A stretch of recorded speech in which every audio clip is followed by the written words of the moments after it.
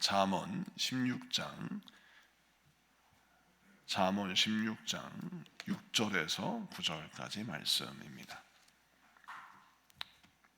잠언 16장 6절에서 9절까지 말씀. 우리 다 같이 합독하시겠습니다. 합독하십니다. 시작.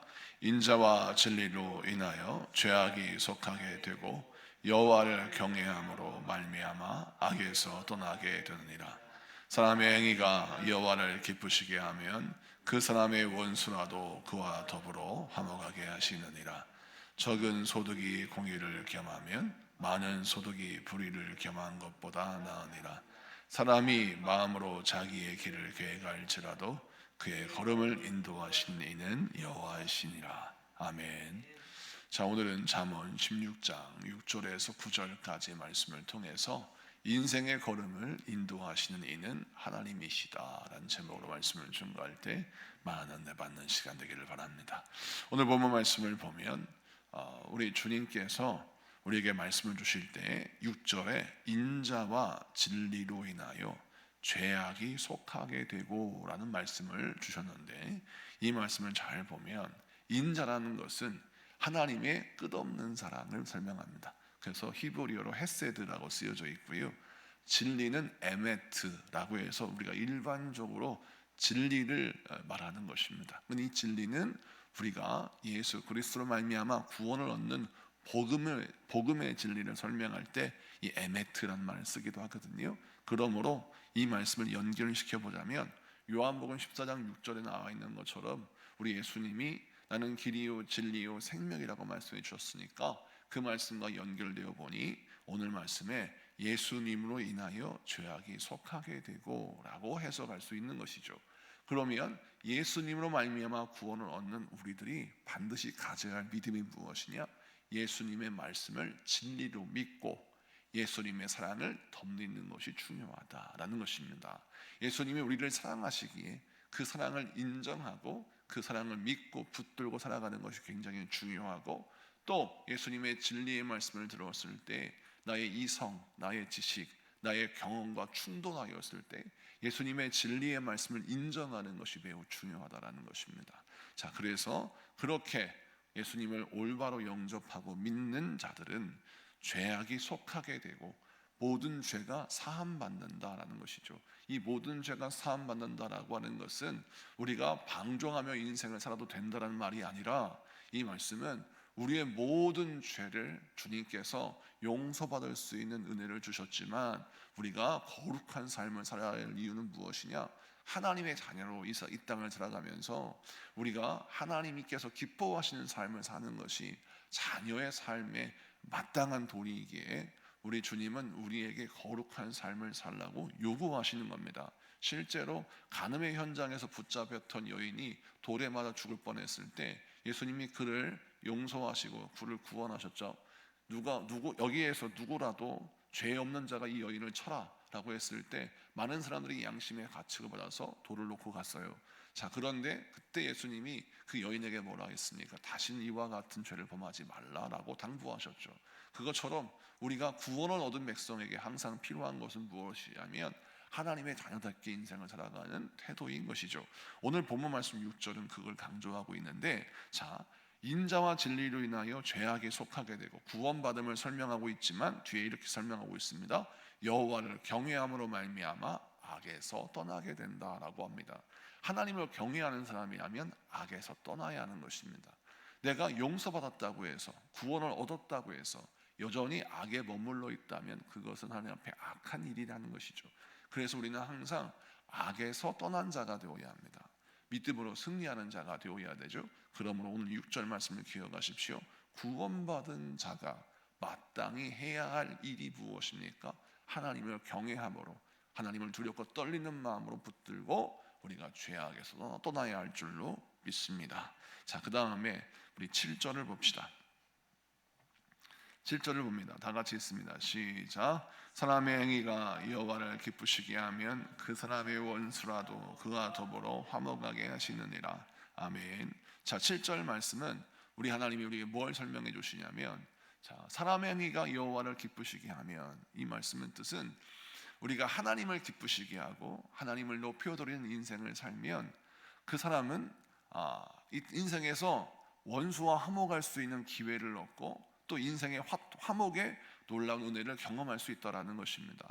여러분, 이 말씀을 통해서 우리가 무엇을 헤아리고 알 수 있냐면, 하나님을 기쁘시게 하기 위하여 항상 하나님의 뜻이 무엇인지 하나님의 말씀을 붙들고 하나님의 생각을 읽고 그 하나님의 생각을 따라 인생을 행하면 우리 하나님은 우리 인생의 모든 풀리지 않는 문제를 풀어주시고 우리 인생에서 하나님이 허락하시는 귀한 은혜를 허락하신다는 겁니다.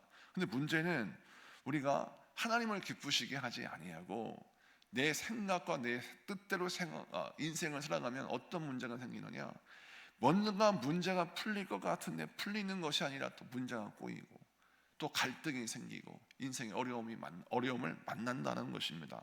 그래서 오늘 말씀에 우리가 어떻게 인생을 살아가야 하느냐, 먼저 인간의 문제를 풀려고 애쓰지 말고 원수를 우리가 어떻게 설득할 수 있겠습니까? 여러분을 싫어하는 사람을 어떻게 여러분을 좋아하게 만들 수 있겠습니까?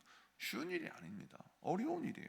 이걸 인정해야 합니다. 저 사람이 나를 싫어한다, 또 내 음식을 싫어하고 내가 만든 것을 그럴 수 있어요. 취향의 문제이기 때문에. 자, 예를 들어서 저는 마라탕을 한 번도 먹어본 적이 없어요. 그런데 한 번은 우리 딸이 마라탕을 너무 좋아해서 아빠 이 맛있는 걸 왜 안 드세요? 라고 해서 한번 국물을 먹어봤는데 제 취향이 아니더라고요. 즐겨 먹지 않는데 그래도 마라탕은 제 딸에게는 정말 좋아하는 음식 중에 하나입니다. 여러분, 취향이 다른 것은 내가 틀린 게 아니에요. 다른 것뿐입니다. 그런데 나를 거절하고 나를 싫어한다고 해서 그 사람이 잘못됐다고 생각하면 우리는 정말 힘들고 어려운 늪에 빠지는 거예요. 성경은 뭘 말하냐면 사람을 기쁘게 하는 것에 목숨 걸지 말고 먼저 하나님을 기쁘시게 하라는 거예요. 하나님을 기쁘시게 하고 하나님 바라보고 믿음의 생활을 하다 보면 하나님께서 모든 문제들을 좀 하나님의 은혜 가운데 화목하게 하고 형통하게 하는 은혜를 허락하신다는 거예요. 그에 대한 좋은 예가 요셉이죠. 요셉은 형들이 요셉을 싫어한 건 사실입니다. 팩트예요. 그런데 하나님께서 나중에 요셉을 축복하시고 요셉에게 복을 주셔서 형제들과의 갈등을 해결해 주시는데 그 방법이 하나님의 방법이었고 하나님의 역사 아니었겠습니까? 오늘 이것을 기억하십시오. 먼저 하나님을 기쁘시게 할 때 원수라도 화목하게 되는 놀라운 역사의 말 줄로 믿습니다. 그 다음 말씀 8절 9절을 여러분의 목소리 한번 읽어주시겠어요?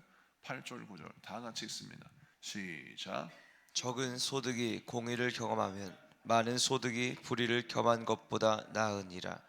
사람이 마음으로 자기의 길을 계획할지라도 그의 걸음을 인도하시는 이는 여호와시니라. 아멘. 오늘 말씀 보니까 적은 소득이 공의를 경험하면 많은 소득이 불의를 경험하면 낫다, 이 말씀을 간단히 설명하자면 우리가 아무리 적은 물질이라도 하나님을 기쁘시게 할, 또 하나님이 원하시는 방법으로 이 소득을 얻으면 이 적은 소득은 만족과 기쁨과 복의 통로가 되는데, 말씀에 불의를 경험하는 것보다 이 불의를 행하고 하나님 앞에 악을 행하여 큰 물질을 얻는 것은 오히려 너의 인생 가운데 오히려 해가 되고 나중에 인생을 불행하게 만드는 것이 될 것이다 라는 뜻이죠.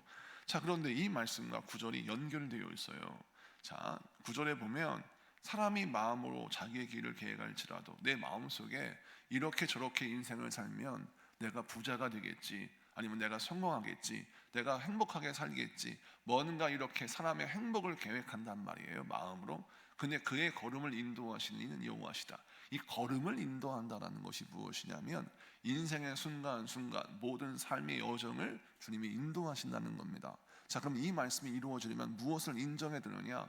나의 하루를, 나의 걸음을, 나의 인생의 모든 과정을 인도하시는 하나님의 진리의 말씀을 인정해 드려야 우리가 이렇게 인도함을 받을 수가 있는데, 하나님께서 하지 말라 하는 것을 하고 하나님이 행하라 하는 것을 행하지 아니하면 그는 하나님의 걸음을 인도함을 받지 않는 것입니다. 오늘 본문 말씀 8절 9절이 무엇을 설명하느냐? 하나님이 이것은 악하다 라고 말씀하시면 그것이 아무리 나에게 유익이 되고 복이 되는 것 같아도 하나님이 악하다 하는 것은 하지 않는 것이 복이고, 하나님께서 이게 선하다, 이거 하나님이 기뻐하신다라고 말씀하시면 나에게 이득이 적더라도 그 이득이 적은 일을 행하는 것이 복이다라는 것입니다. 이것은 단순히 여러분에게 손해보고 인생을 살라는 것이 아니라 우리가 인생을 롱런해야 되지 않습니까? 인생을 롱런해야 되는데 하나님이 긴 인생의 우리 여정 속에서 하나님의 방법대로 인생을 사는 지혜를 설명하는 겁니다. 이득에 따라서 삶의 길을 선택하는 사람은 결국 지금은 복을 받는 듯 보이나 나중에 그 복이 하나님의 복이 아니라 마귀의 유혹이었음을 깨닫게 되고, 지금은 고난인 듯 보이지만 하나님 말씀대로 인생길을 걸어가는 사람들은 결국 하나님이 궁극적인 복을 허락해 주신다는 것을 설명하고 있습니다. 그래서 우리는 나의 계획을 따라 선택하는 것을 내려놓고 하나님의 뜻과 하나님의 섭리와 하나님의 진리에 따라서 우리의 크고 작은 선택을 하면 하나님이 그에게 궁극적인 복을 허락하신다라는 말씀이 오늘 말씀의 핵심인 것입니다. 사랑하는 성도 여러분, 여러분의 걸음을 인도하시는 분은 하나님이십니다. 그 걸음을 인도하신다라고 하는 것은 삶의 모든 크고 작은 선택을 하나님이 주장하실 때 그 선택을 주장하시는 하나님의 말씀을 인정하는 것이 하나님께서 인도하시는 그 걸음걸음을 따라가는 것입니다. 이것을 기억하시고 사랑하는 성도 여러분, 눈앞에 이득을 통해서 이득 때문에 인간의 선택하지 말고 하나님의 말씀을 통해서 하나님이 기뻐하신 선택을 해서 궁극적인 복을 얻고 누리는 여러분 되시길 축복합니다. 우리 기도합시다.